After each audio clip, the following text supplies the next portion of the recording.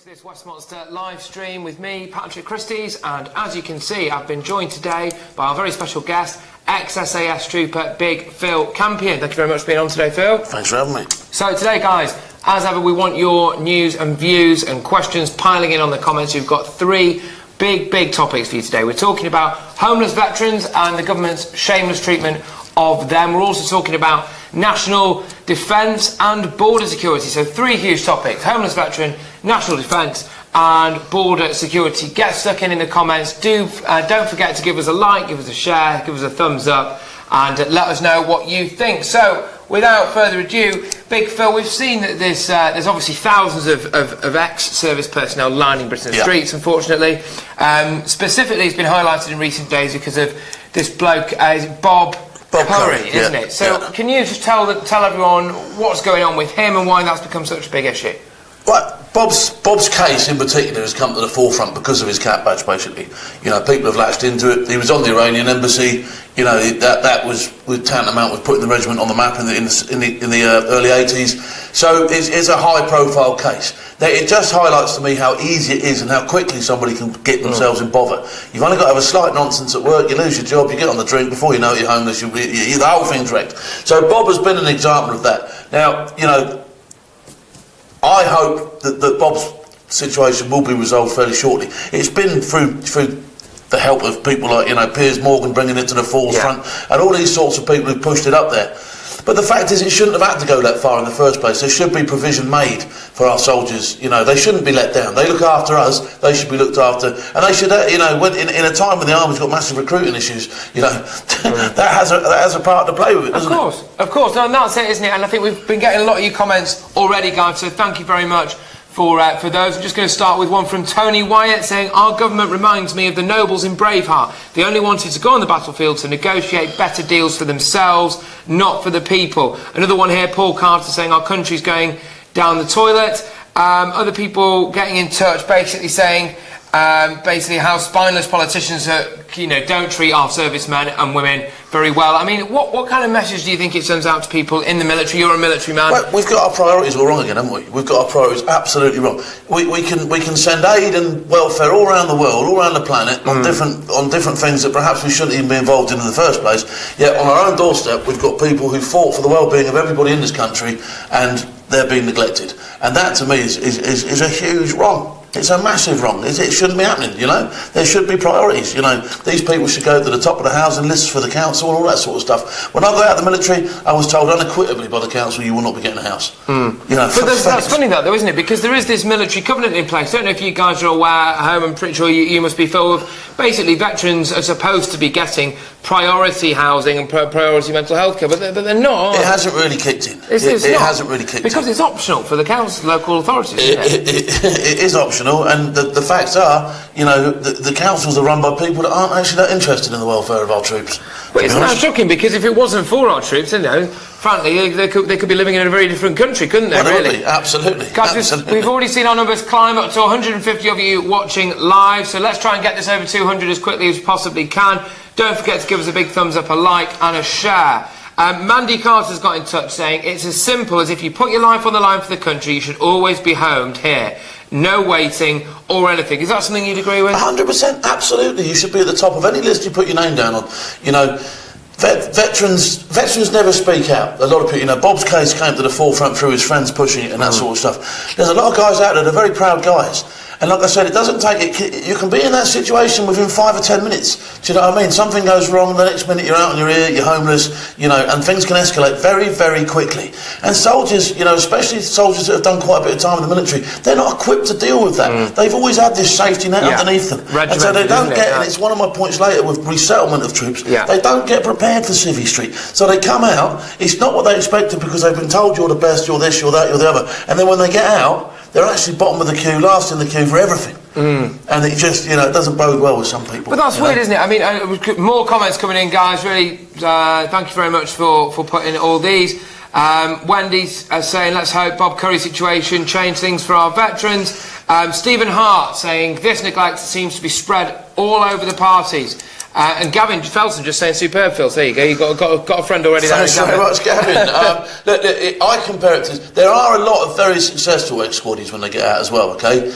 And I just think, you know, within the brotherhood and as a nation, you know, we wouldn't leave these guys behind on the battlefield. We always hear that, oh, no man gets left behind on the battlefield. We're leaving them behind on the biggest battlefield they've ever had in their lives, and that is Civvy Street, okay? So they need picking up, and they need pulling forward, and they need bringing up so they catch up with the rest of us and can actually cut about and present themselves normally in society and get on with what they got to do, which is the rest of their lives. But why should we have to pressure the government into doing this? Shouldn't the government be doing this of its own accord? It's sent these men and women out to the front line to face bullets and bombs, and then when they come home, it's just ditching them, isn't it? It should do, and it's spineless of the government, you know, and not only that, you almost get people that go against the grain, you know, the likes of Corbyn never has nothing good to say about the troops. Yeah. In fact, he couldn't give a monkeys about the troops, you know what I mean? He really couldn't. And when you've got people like that in a position of power, what chance have the geezers got, you know, of getting themselves noticed and out there and receiving what they should expect to get? Absolutely. Well, for those of you that don't know, a little while ago I actually spent 3 nights sleeping rough in the streets in London, Manchester and Leeds. I was trying to raise awareness for Britain's homeless veterans. The estimate that we had at the time was that there were 7,000 of them. Now, I want to make one point here very, very clear. If you've got the money to give £13.4 billion away in foreign aid, some of which went to turning Saddam Hussein's old house into a museum, some of it goes to India, which has got a space programme. If you've got £44.5 million to make the Calais border guards do their job and man the border there, then I'm sorry, but you can definitely find enough money down the back of the couch to take brave servicemen and women off the streets. And if you don't, I'm sorry, that's a dereliction of duty. It's cold-hearted, it's spineless, and it's plain wrong. You know, charity has to begin at home in some instances. You know, now, you know, if there's enough left for other people, then obviously if we can help out, we will. And I'm not knocking some of the stuff that we do. But as you said there, when they've got space programmes, they've got, you know... Was it the Mozambique Spice Girls? You know, millionaire per square mile in Mumbai, they're better off than what we are. Absolutely. You know, so it's absolutely, you know, it's shocking that we would even entertain in sending money their way. And as for this stuff with the French, I mean, that makes my blood boil. That makes my blood boil. If you aren't capable of training your own border guards, well, shame on you, do you know what I mean? Absolutely. Why should we pick up the bill for your incompetence? No, absolutely no. So, people of France, sort yourselves out, sort your border out, and don't come begging to us for money because you want it, alright? Yeah, brilliant. We're rocking and rolling now, guys, well and truly. We're getting way up to the 200 mark, so thank you. Please do remember to give us a thumbs up, a like, share, do your bit. We're doing it Westminster now. We're trying to do a more interactive form of news, as you can see, so we want your direct questions. Let's get on to that now and read out some comments. From Julie Gillespie saying, the government she's talking about here, thanks by the way Julie, saying they say they don't have any properties, but there's thousands of properties that are being lying empty for years. Mandy Carter's just saying it just shouldn't be the case that these homeless veterans are there. They seem to manage to house everything that comes across from France. There you go. And that's it as well. You know, unbelievable. There's these returning ISIS jihadis now that are getting they can have a house. So you're actually housing the people that you sent us over there. You can house an ISIS vet, but you can't house your own vet. You know what I mean? That's ridiculous, isn't it? Absolutely ridiculous. Unbelievable. If it wasn't so sad, it would be quite funny, to be honest. Do you know what I mean? It absolutely is. It's sitcom funny. Do you know what I mean? It's you know. This is it. Mandy's getting in touch now, saying I would go as far as to say council should have blocks of flats for service guys to adjust back into social life. And this is interesting, isn't it? You know, is this a problem? Because we're seeing that recruitment's down in the military. We've also seen some piss poor advertising campaigns as well for the military. You know, but look, so recruitment's down. Everything's a bit of a kilter. Is one of the reasons, do you think, that people don't want to sign up to the military? Because they think the people in charge of the military aren't looking after them for a start. They're being weakened, but also because they won't be looked after when they leave. Do you think that's one of the main issues why people aren't? There's 3 R's that I identify as being a problem within the system: recruitment, retention and resettlement, and one has an effect on the other. So if a guy has a mediocre to rubbish time when he's in, it affects him when he gets out, which he'll have a poor story which infects recruitment. Okay, and the whole thing spirals into a vicious circle which unfortunately spirals down very quickly.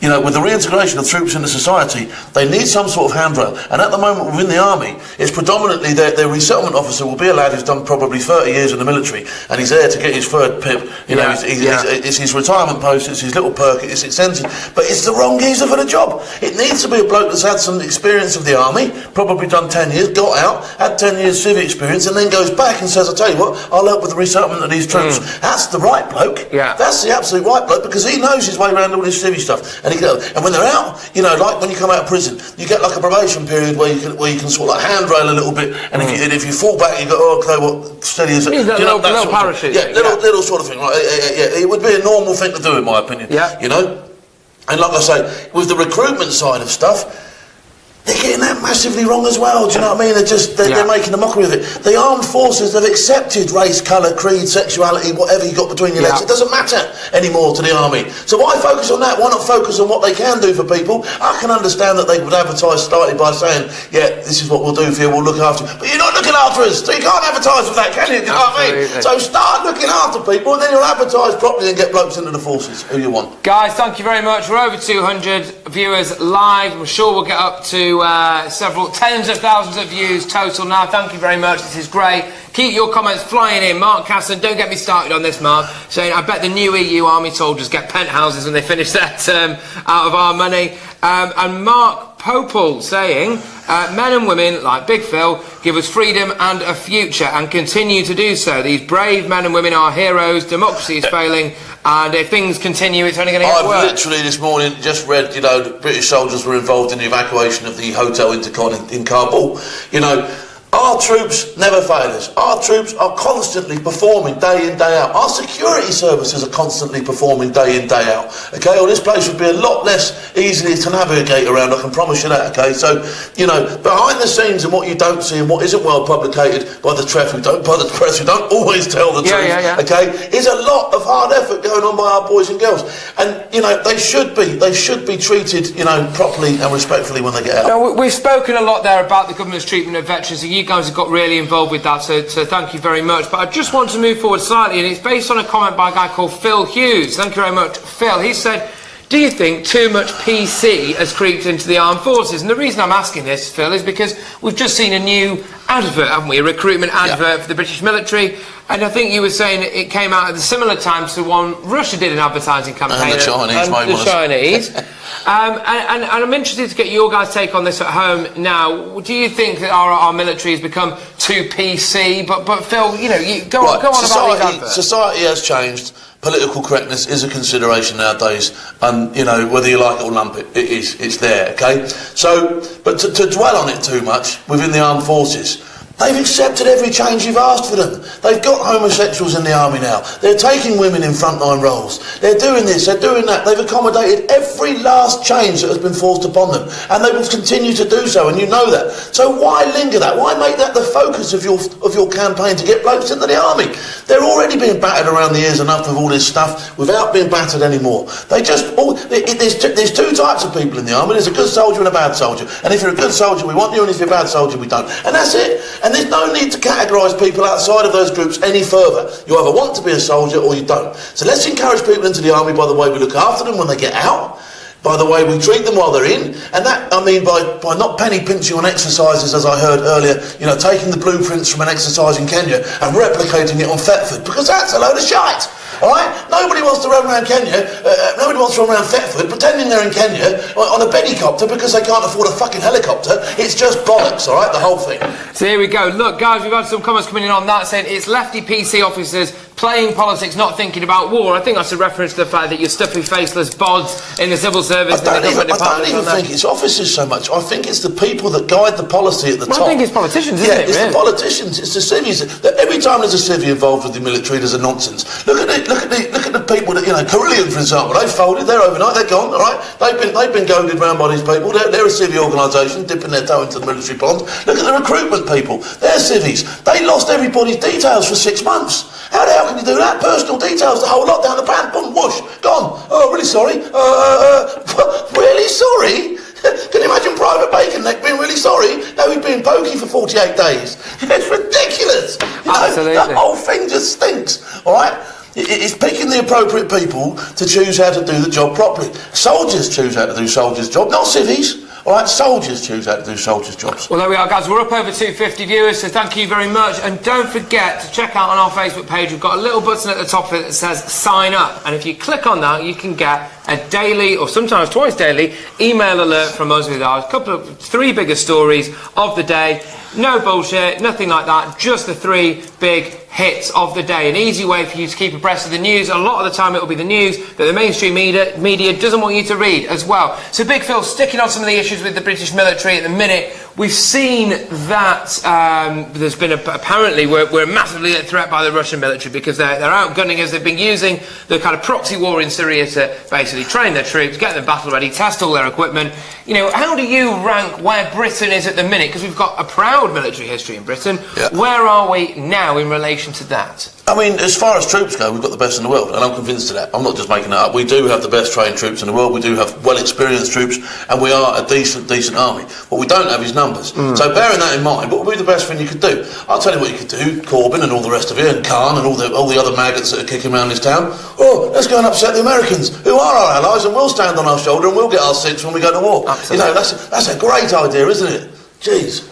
Absolutely. So, Matt Davies has just got in touch. Can Big Phil have a word with his SAS mates and get him to do a Drain the Westminster Swamp for us? I think we're getting close to that point. Or what do you reckon, Sal? Have you got any desires to go and use your knowledge to get into politics and shake it up, Phil? What do you reckon? It's not my bag, mate. It's not my bag. It really ain't. I don't mind gobbling off now and again, but you know, I wouldn't want to wear a suit for a start. There you go. Now, look, just staying on this state of Britain's military at the minute, you know, we've seen recruitment be an issue, as you touched upon, and I think we did a story a little while ago at Westminster, so do check out our website, guys, westminster.com. And it was on the fact that basically which the MOD denied, but I've got a feeling they might be not telling the truth on this. They said basically that several troops, when they were told to stay at home for an extra week because it cost too much. Yeah, I believe that, you know, certainly, you know, I heard through the grapevine that the troops have been given another extra 5 to 7 days leave because they didn't want to turn the lights on and kick the heating in, you know, and you actually saved more money by doing that, because obviously troops get paid 365 days a year anyway, so to leave them at home and turn the heating off was, you know, that saved quite a few quid. But you saw interestingly enough, when I went up to Glasgow, a friend of mine put me in a building which overlooked the military records place in Glasgow, which is a huge building, and the lights burned all night. So maybe, interesting, isn't it? Maybe just, you know, private bacon neck at the end of the night, just run round and turn them off. You might save a few quid there. Absolutely. I got a very panicked message from the from the MOD press office when I showed them that picture. I said, "Can you give us a call? Can you give us a call?" Now I think I'll just run the story. Actually, how about that? So guys, look, if it's the first time that you are watching us here at Westminster, we are doing. I think what we're trying to say is, sorry, no, you go. What we're trying to say is, we're wasting money, we're hemorrhaging money, we're putting money in the wrong direction. If it was managed properly, we wouldn't have as many of the problems that we've got with our armed forces. Because our armed forces do a tremendous job, and it's not their fault that they haven't got the resources and the money to do what they're supposed to be doing. But I think not just that, Phil, I think that the way we treat the veterans when they come out of the service... That's shocking. It is, but I think it's a statement on where we are as a country and our kind of moral fabric, really. I think a country can define itself and its character on when it does right by the people that have done the most for that country. Now, who has done more for Britain than the people that have been out there on the front line, in harm's way, dealing with some absolutely terrible situations? They've seen some awful things, and then when they come home, the way Britain treats them, letting them languish on the streets, letting them go hungry, letting them not have the mental health care they deserve. What does that say about Britain as a society? And that needs to change quickly. Well, I was thinking about what I was going to say when I came down today on the bus this morning. I came through Hackney this morning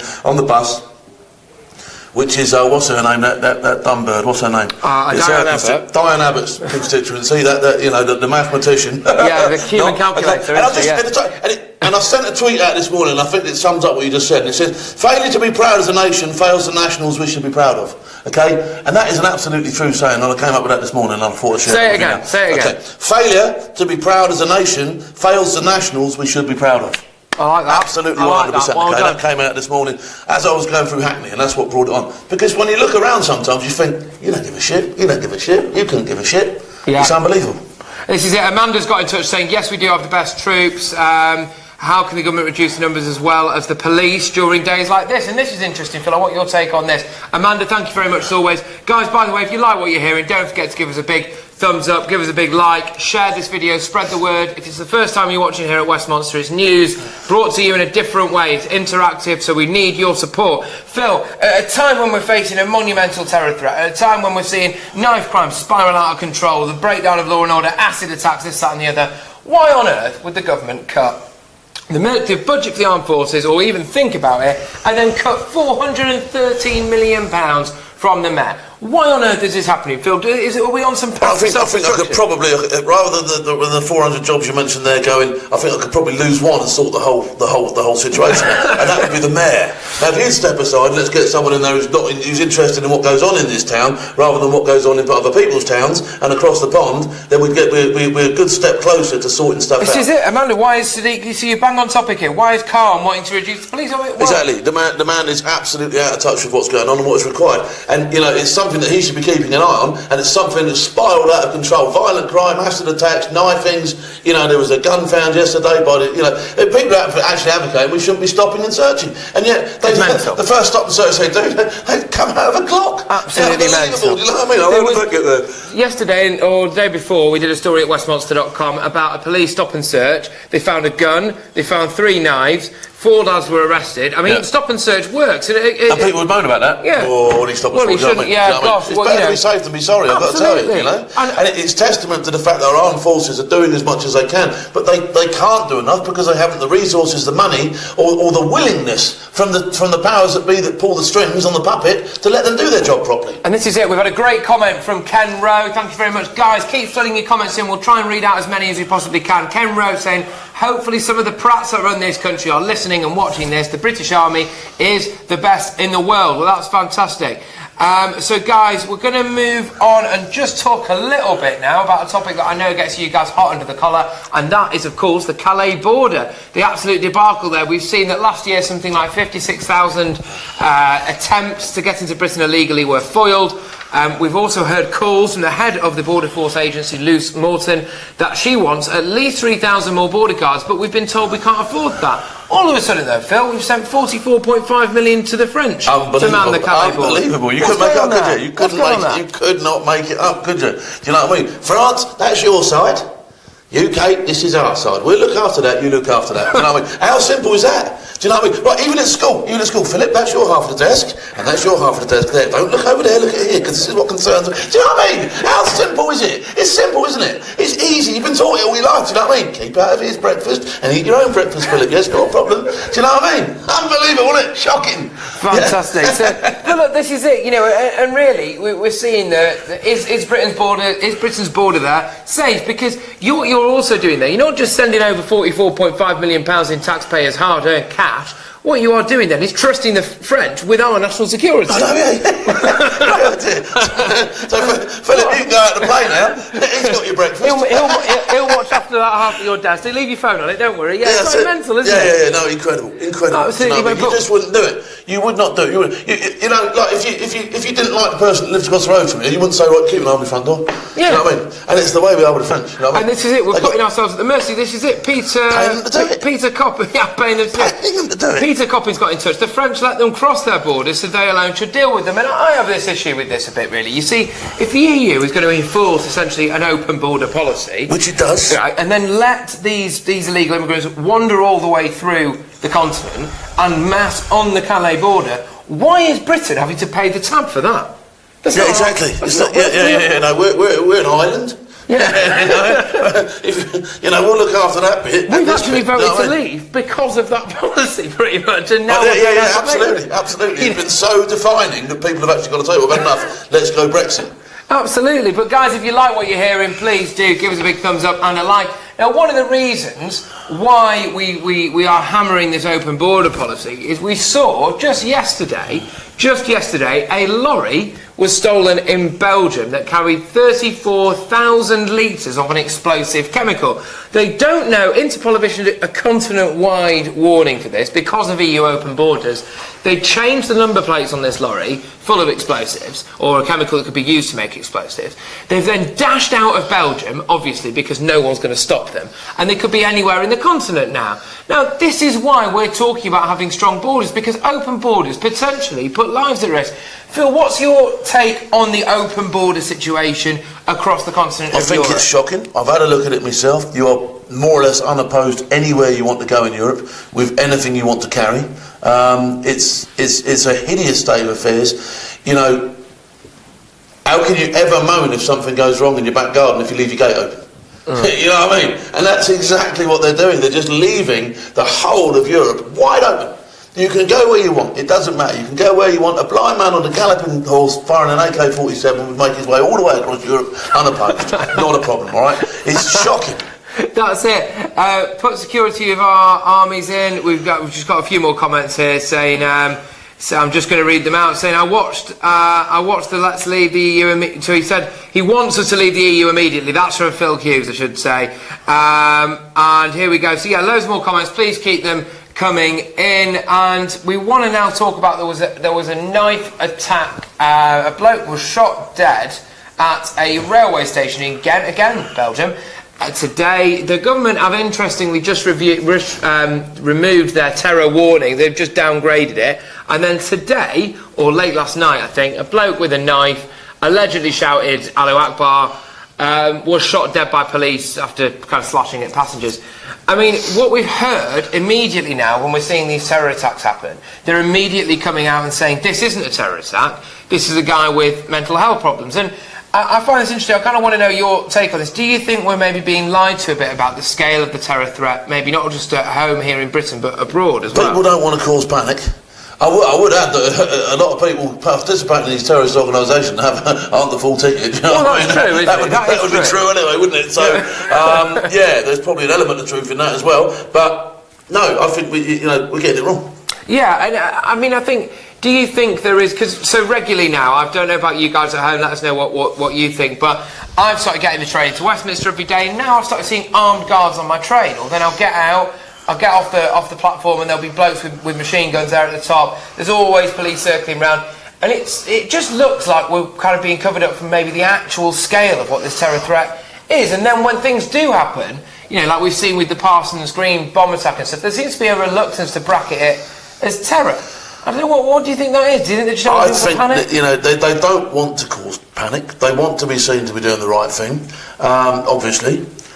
But like I say, the amount of resources, the money they've got to spend on it probably isn't as great as it should be. They don't want to cause panic by letting people know that, you know, this is happening, that's happening. You never get to hear of half the close shaves there are, for instance. There's people being lifted left, right and Chelsea on this planet, you know, for terrorist offences, and you'll never probably get to hear about it because, again, they want to keep the lid on the panic. And to a certain extent, I can see where they're coming from. But from the other side of the coin, I want to know what's going on. Yeah. Do you know what I mean? I want to know how safe I actually am. Yeah. You know? I agree. We've had a great comment here from Stephen Hart saying ISIS is a mental illness, but a very dangerous one. It touches on what you were saying there. Guys, please just keep these comments coming in. We're very grateful for you. This is the way we keep going here. We want to do the news in a new way. So if you want to support West Monster, you need to give us a like, you need to share, you need to tell your friends and check out our site. I mean, we're coming to the end here now, Big Phil, but I mean, I think just to maybe just a last roundup from you on the topic that we've got so many people hot under the collar initially about our homeless veterans. Have you got a message to the government about what should be done to solve this crisis of homeless veterans lining Britain's streets? I think you need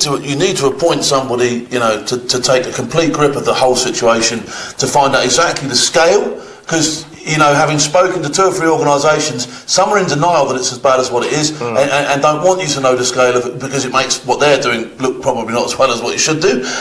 So it needs somebody independently to look at the situation and find out exactly how bad it is, and then for somebody to grip it. And in the meantime, you know, these councils should be told if an ex-forces individual comes to you and he's having difficulty, he's top of your pile. Okay, and that's it, bust.